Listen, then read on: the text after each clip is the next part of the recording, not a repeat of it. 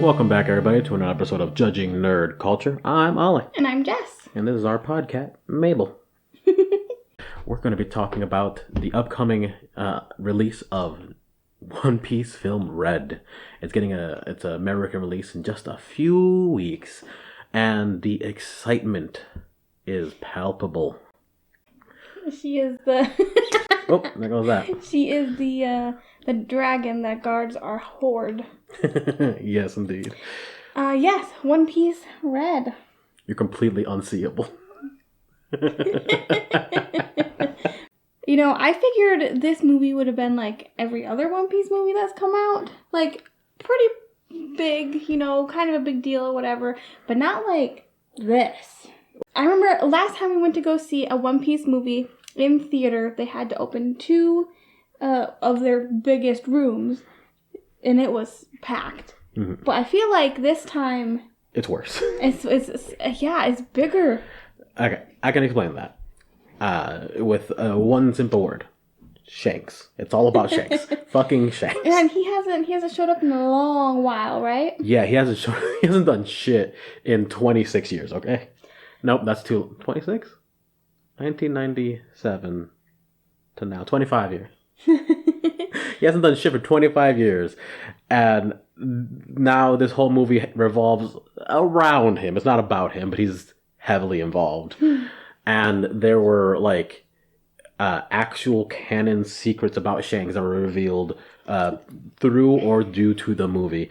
I know that there was a chapter 1 billion or something, I think is what they called it, where they released canon information about One Piece exclusive to what's going on in the movie for a little bit of background and just a little bit of world lore, some of which included some truly wild shit about Shanks and things that people have been waiting decades to learn about. Mm-hmm. Before we, get in the weeds, in the weeds of this conversation, for anybody who's unfamiliar, I guess, with One Piece, I guess I would just sum it up as a gaggle of pirates wanting to be the best, all chasing their dreams and adventures, with their captain wanting to be king of the pirates, with shenanigans along the way.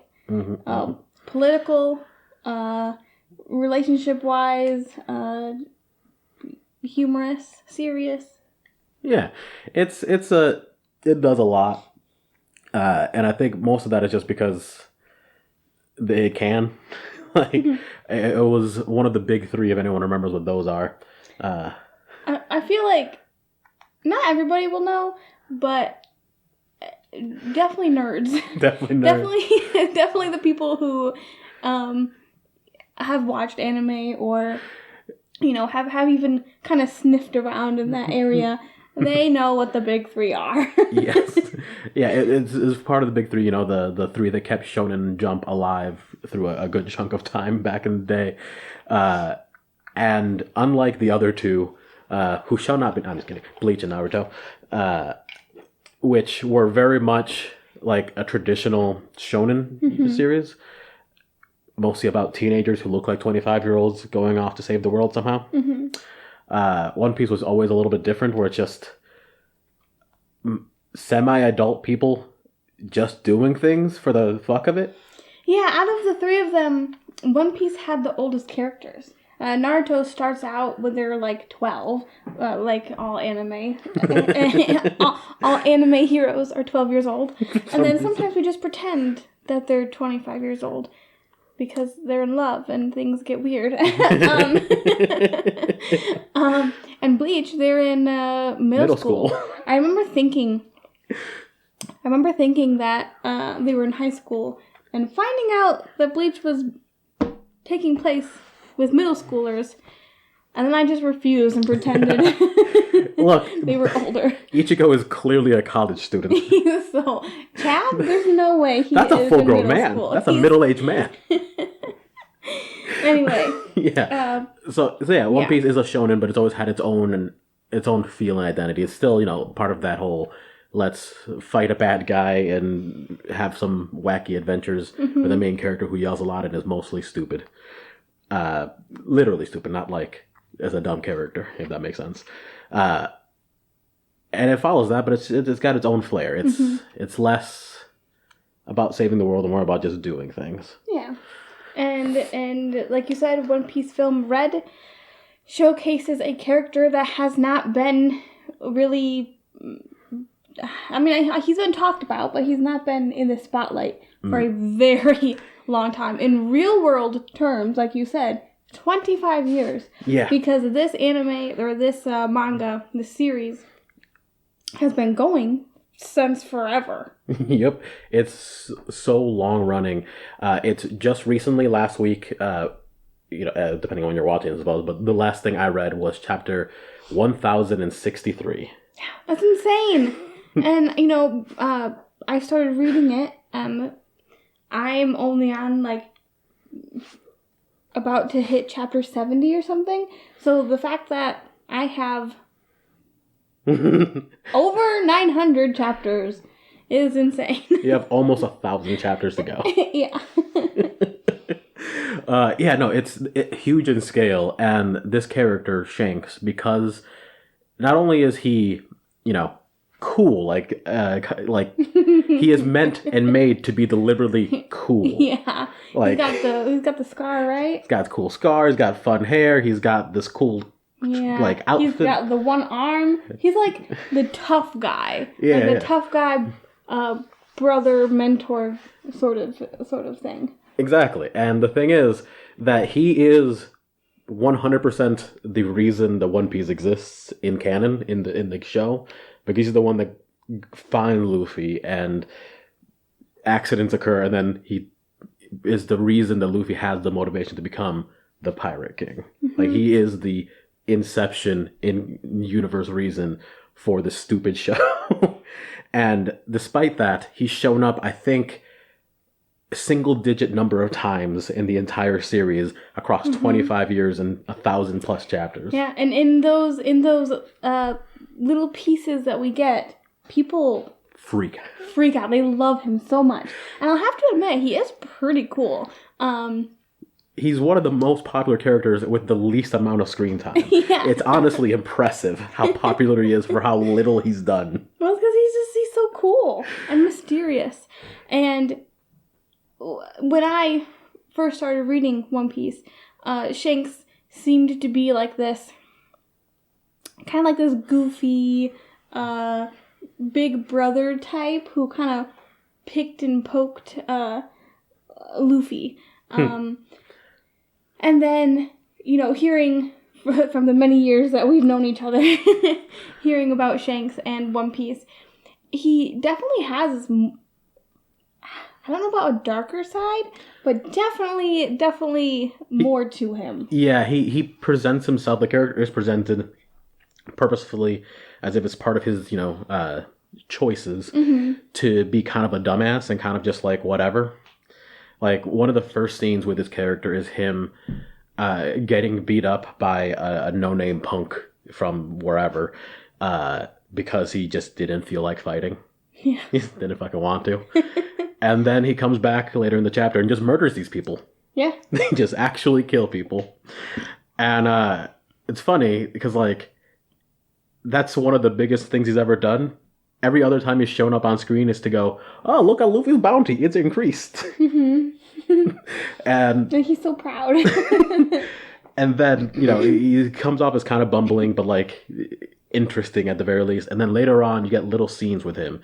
At one point, he goes to meet these characters known as the Gorosei, who are literally the people who run the world.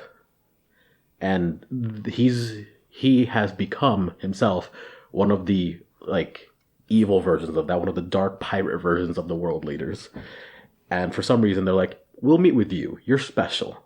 They don't explain that at all. They move on. Every time that he does a thing, Oda makes it deliberately short, extremely weird, and confusing, and then moves on. So I know a big part of One Piece is that people with the letter D in their name have some sort of destiny.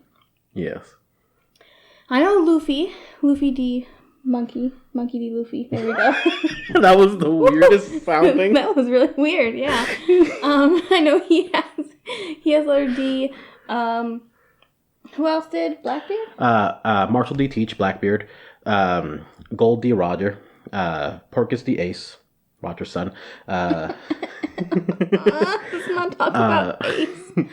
And then Clownboy, doesn't he have D? Oh no, that's a theory. Buggy That's the a theory. Clown. So here's the thing: the very first character, Gold D. Roger, was for a long time in the anime specifically, and I think in the manga too. Yeah, in the manga, they mentioned his name is Gold Roger because he's the pirate king. He's literally gold.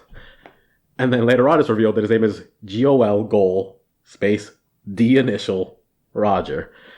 And since then, it's become a thing where anytime a character shows up who's a little, special, seems like protagonist material, where's the D? Well, so don't worry about Bucky. So I'm wondering, do we know Shanks' full name? Nope, just Shanks. That's all I'm saying. That's all I'm saying. There's a good chance he might be a D. There's also a good chance he might be a celestial dragon, which we're not going to get into because it's not about that. Too deep. So the movie hasn't come out yet. In the States. In the United States. It has. I think it's had its preview in the United States. Like, some special people have been able to watch it. Bastards. Because it has made $16.78 billion, or yen, in Japan. And 133.2 million worldwide. So I think it has, certain people have been able to watch it. Lucky bastards. It was supposed to come out this month. I know, and they got pushed back. It got pushed back to November. Which is unfortunate. But once it comes out, we will watch it, and we will probably talk about it. So you can find that review here if you stay. But yeah, I'm so excited for this film. In the recent years, they've started to do a thing in the One Piece films where none of the films are deliberately canon, but they have some canon material. Mm-hmm. I think started with Strong World, possibly. I'm probably wrong. I haven't thought about it in a minute. But they introduced the Golden Lion. Shiki was just an interesting character from the past, from parts of One Piece that we've never actually seen in the show, and revealed that to be real. Like, they showed off in novelty chapters saying, yeah, this is a canon thing. This is real. This is part of the story. And then they have a movie about the character where things happened that didn't happen in this actual world. But it's all, surrounded by real things that are part of the actual story, and that makes it a lot more interesting. Mm-hmm. It's always a little confusing when an anime has movies that come out, or even like a spin-off series, because then it's like the big fans of the show or manga they need to know if it's like actually canon, and sometimes it's not. Yeah. Like, sometimes they'll be like, you know what, this is a movie of your favorite characters, but it's not real. It's a fantasy, I guess. Yeah, the first dozen One Piece movies are basically that. I think most anime films really are that until pretty recently was it that they started really doing like canon films. And I think One Piece is straddling this middle ground where it's like, all right, some of the information's canon, part of the real world, things that we're probably never going to see in the story. So it gets left to the films. But the actual, like, plot is like, all right, well, this doesn't have to be canon. The plot can be whatever. I did just find out November 4th. November 4th is when it comes out. So is that election day, or is it? I don't know. I'm going to that instead. No, you're not. Damn it. Well, we can go vote, and then we'll go watch it. But also go vote. What the heck? It's true. Go vote. And then you can go watch One Piece. And not worry about if the person you like wins or not. Because then you'll be distracted watching One Piece Red. So we don't know a lot about... I don't know a lot about One Piece Red. Can you kind of give us a clue about what it's about? Yes, the majority of the film revolves around a character named Uta. Uta is Uta is a pop idol, very much in the way of like Japan and Korea, like the way they focus on idols and. Oh, Mabel. I gotta get her a cat scratch because she just keeps scratching up the couches and futons. She's a menace. She's basically a pop idol, in Alavi, the K-pop stars and whatnot. And she is one of those characters like Golden Lion Shiki, who is canon. She is a real character that exists in the story of One Piece. But the chances of her showing up in the manga are non-existent, pretty much. So she instead has her premiere here in Film Red. And she, in fact, is the adoptive daughter of Shanks. Adopted daughter? Yes. She looks a lot like him. That's just Oda making characters. Also, holy crap, I didn't know Shanks was so beefy. He gets big. Like, when I first saw him, he was like regular size. And now his neck is like His neck as is big as his head. like as thick as his head. It's thicker. In One Piece, you can correlate the thickness of someone's neck to the strength of their of their character. Also, Oda really loves just draping on a coat. Yeah. Once you hit a certain level in One Piece, you don't have to put your arms into coats; they just stay there. I know you have the tattoo of the Straw Hats. I'll get the tattoo of Shanks' crew. Ah, the red hair pirates. Yeah. Also, I love the naming convention. Just red hair. Just, I mean, Blackbeard. Yeah, no. Blackbeard, red hair. They're not very creative, but they are realistic. But yeah, anyways, the plot of Film Red is that Uta, who's had a rough life, she for a while was Shanks' adopted daughter until he decided to go do some more pirate shit. So even though he's cool, he's still a bad father. Every father in One Piece, except Whitebeard, is a bad father. There is no good father. Also, the Chef Zeph. Chef Zeph. Okay, He's also a great father. I mean, he's very abusive. He does hit Sanji A lot. but he doesn't abandon him, and he loves him very much. Also, Sanji picked up a smoking habit at like the age of 12 and was like, fuck it. Yeah. He's like, this kid's had a rough life. Zeph, Let him have his vice. Chef Zeph that was a hard thing to say. He's a loving father, not a good father.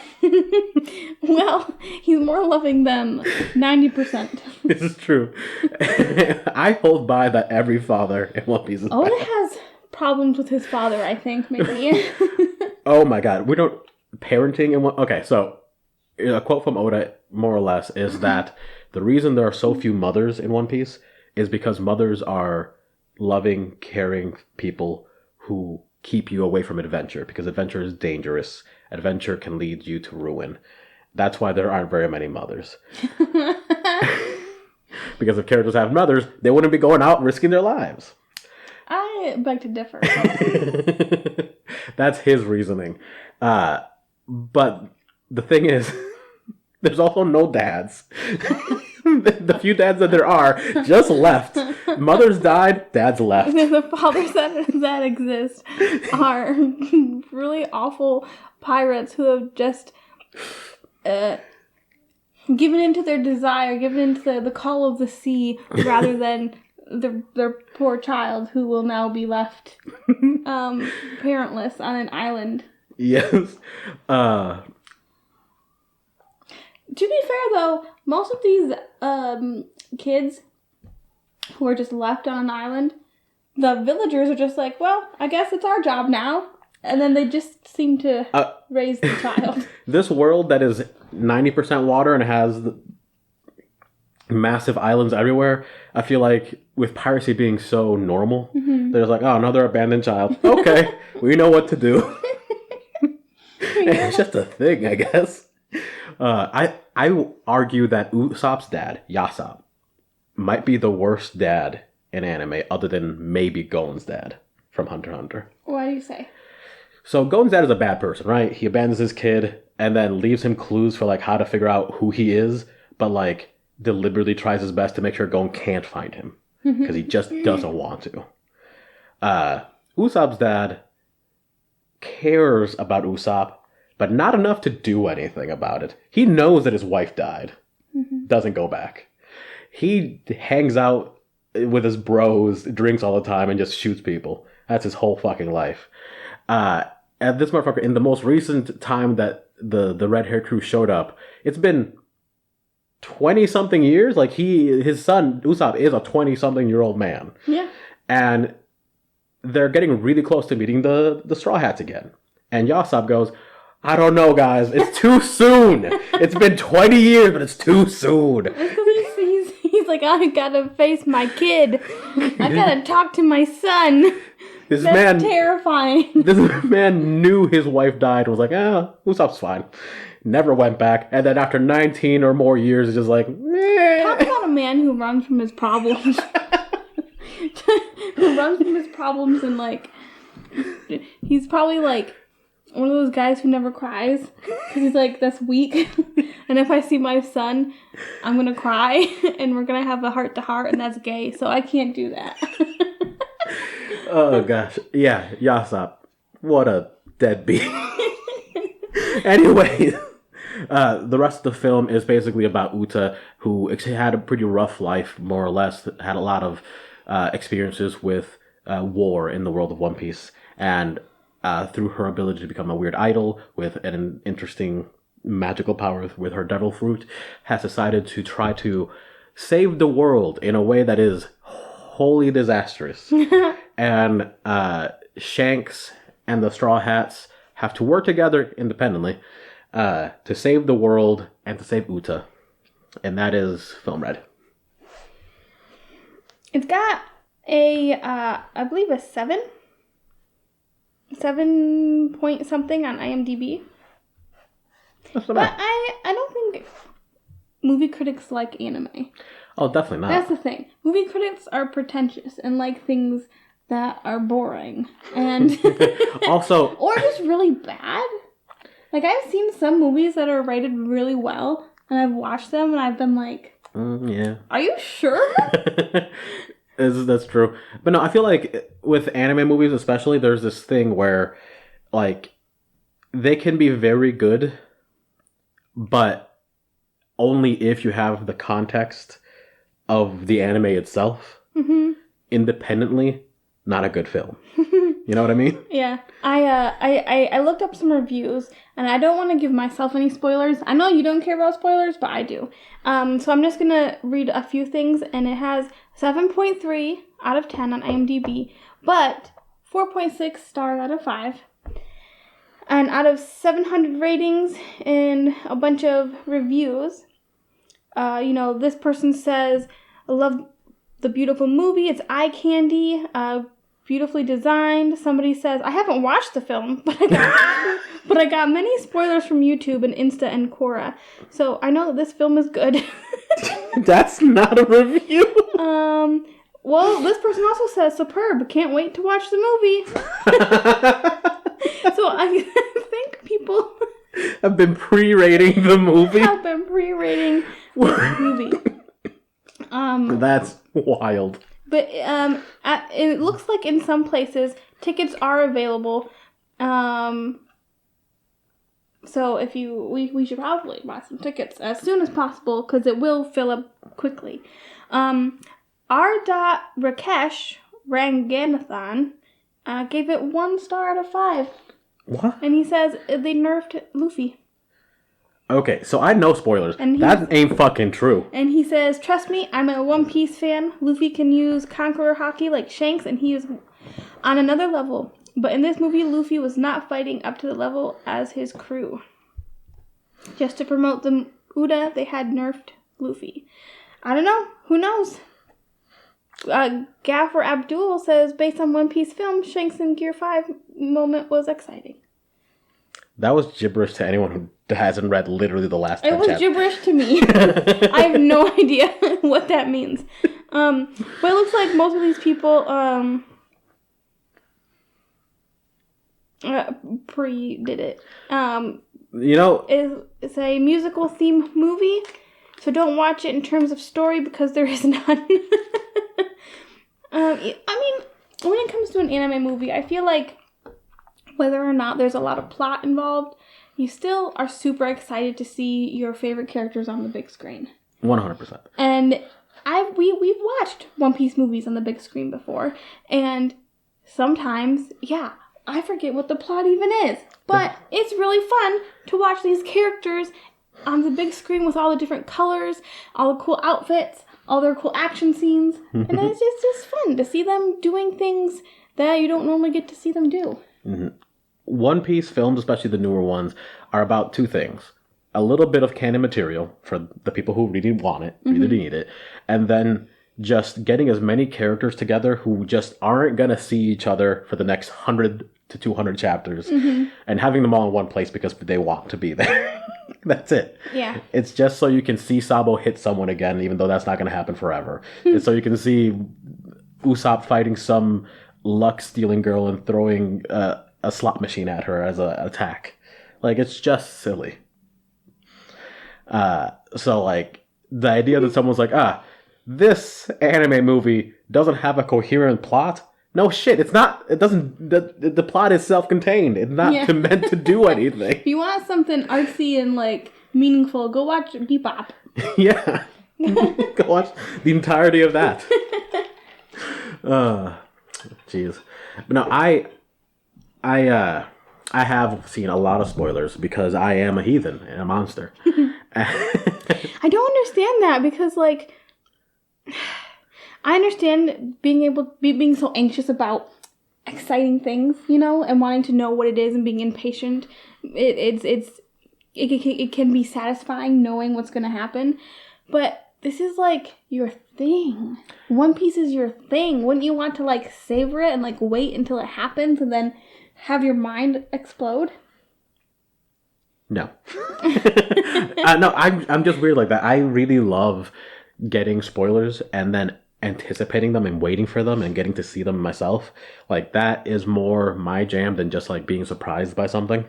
And I think part of that is that when I watch movies, I oftentimes, as I'm watching, think, all right, well, where is this leading to? What's going to happen? And like, most movies don't typically surprise me very much. I guess I kind of understand it.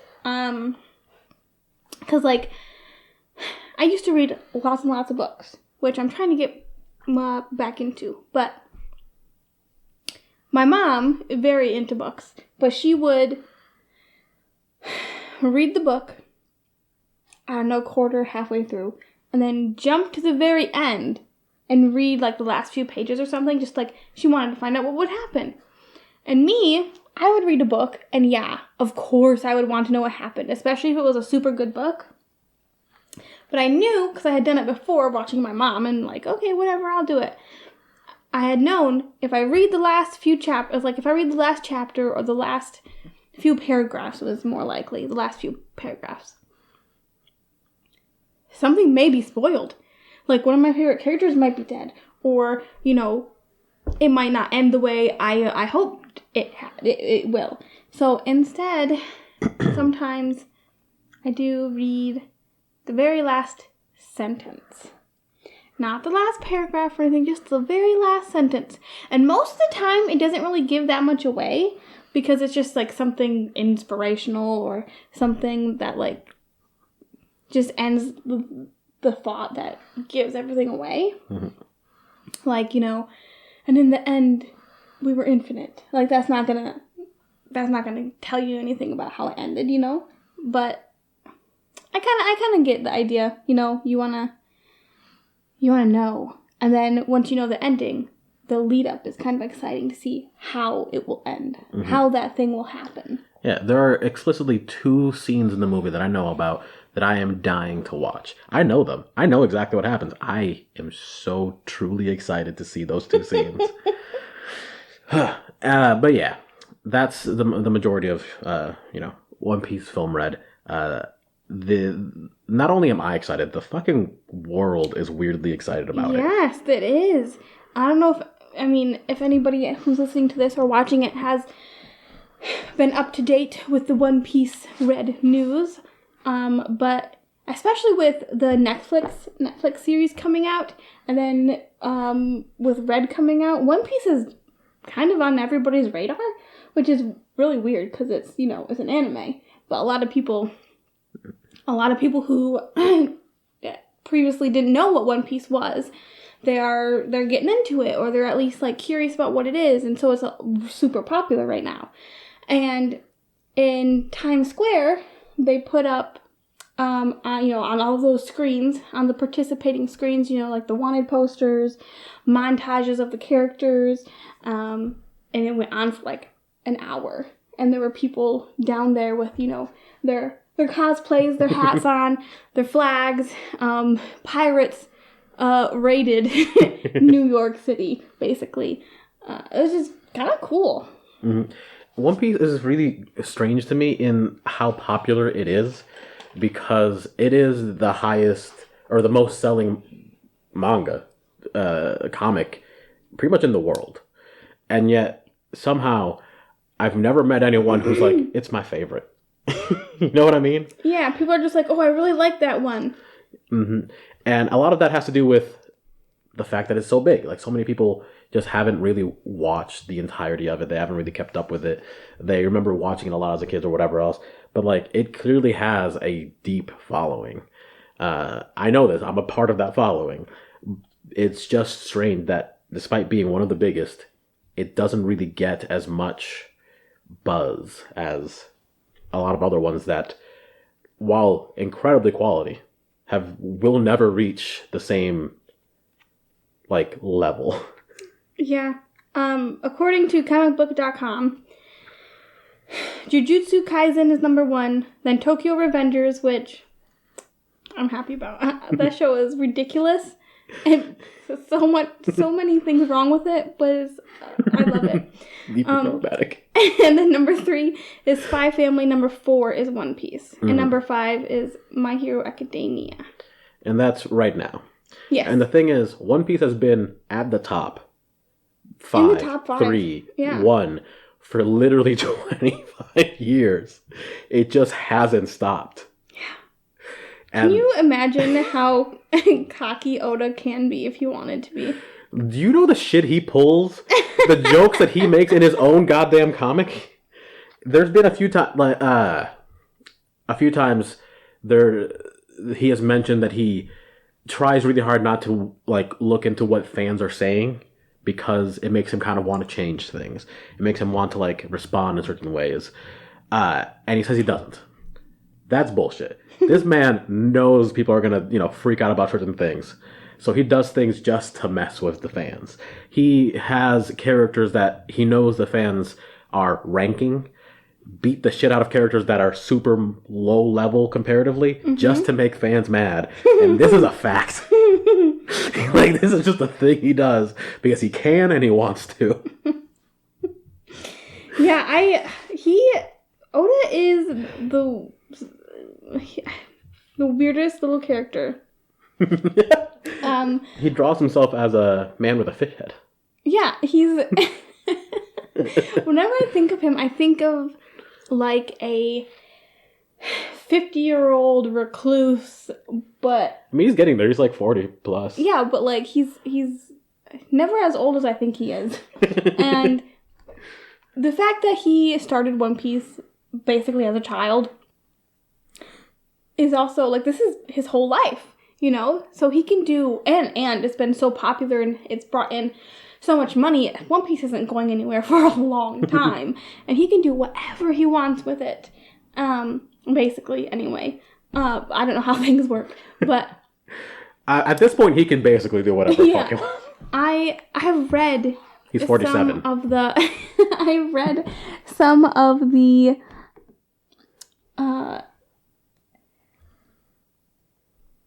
questions, the Q&As that he has at the end of his chapters and stuff. And not only is he so strange and just off the wall, but so are his fans. Like, the people who, at least the questions that he answers, those people are so strange. Like, measurements are gums, and like he doesn't. He's like it's like nothing is actually like super serious until it is.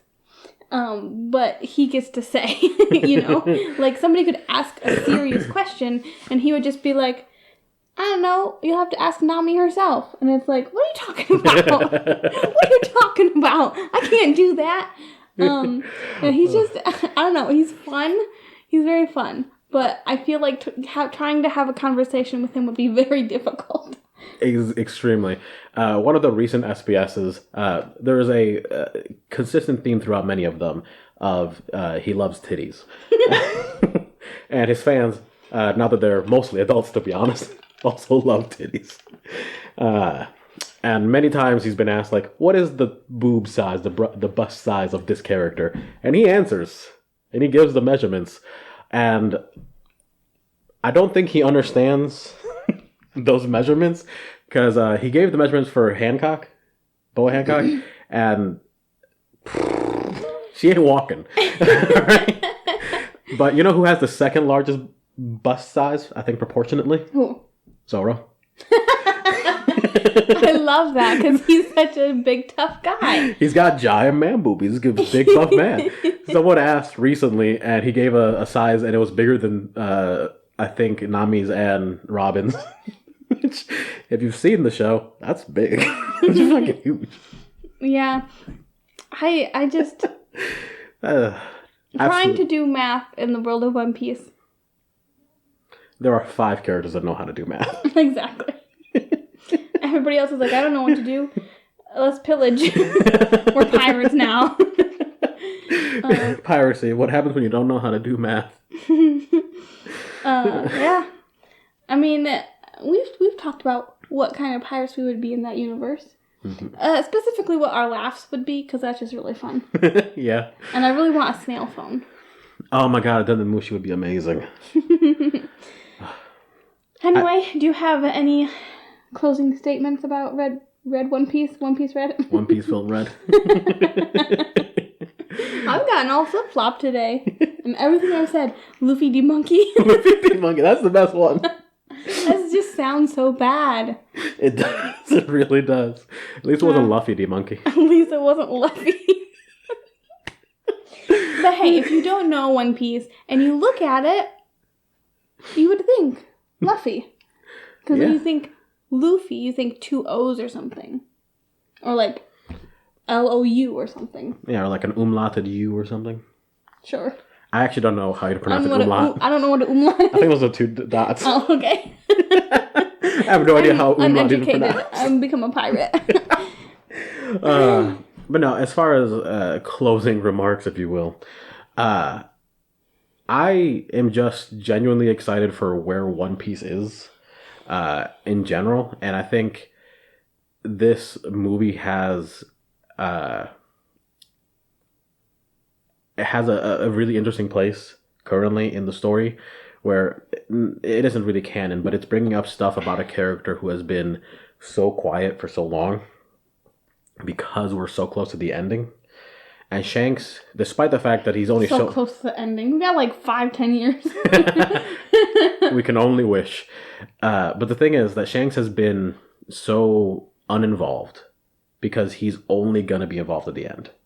His role is to help finish One Piece, which is why he hasn't been there. And in the very recent chapters, partially to promote the movie, he showed up with his crew. They talked, they scared off an admiral just by being there, and then announced, let's go get the One Piece. Let's end the show. Let's finish the series. And I feel like movies like this are sort of a celebration of not so much whatever the fucking plot is, who gives a shit. It's a celebration of the characters, you know? And reminding people why they like Shanks or why he's critical and like bringing up stuff that we're not going to get to see in the show itself. Mm-hmm. And letting us kind of explore that within this little bit of fantasy. Extra. Incepted fantasy? Fantasy inside of fantasy? So yeah, I'm truly excited and I am just really happy about where things are because despite any jokes, you know, of how many decades are left in One Piece, it's at the end, and that's a horrifying thought. So, like, I'm going to enjoy every single thing that comes out until it ends. Yeah. I mean, people freaked out when Supernatural ended, and that was 15 years, right? Mm-hmm. One Piece is more than 20 years old. And I fucking guarantee it's going to have a better goddamn ending.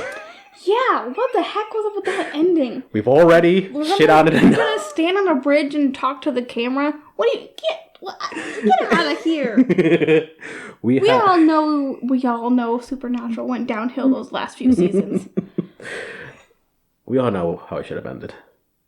Yeah. Dean and Castiel should have fucked. Yeah. What the heck was that? Dean and Castiel should have fucked. I know last time we talked about Supernatural, I was kind of hard on Dean and Jensen Ackles, I think is his name. Yes. I was kind of hard on him, and I've changed my opinion on him because I feel really bad about what I said.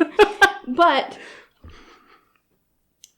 I do believe the way he acted when Cass died was baloney, and that he should have just been like when Cass said, "I love you," he should have been like, "Oh my god, I love you," and they would have kissed, and the thing coming after Cass would have been like, "You guys are so in love, I just can't, it's too cute," and then that's the end. Yeah. But I guess that's why I'm not a famous TV show writer, creator, whatever. All right, well.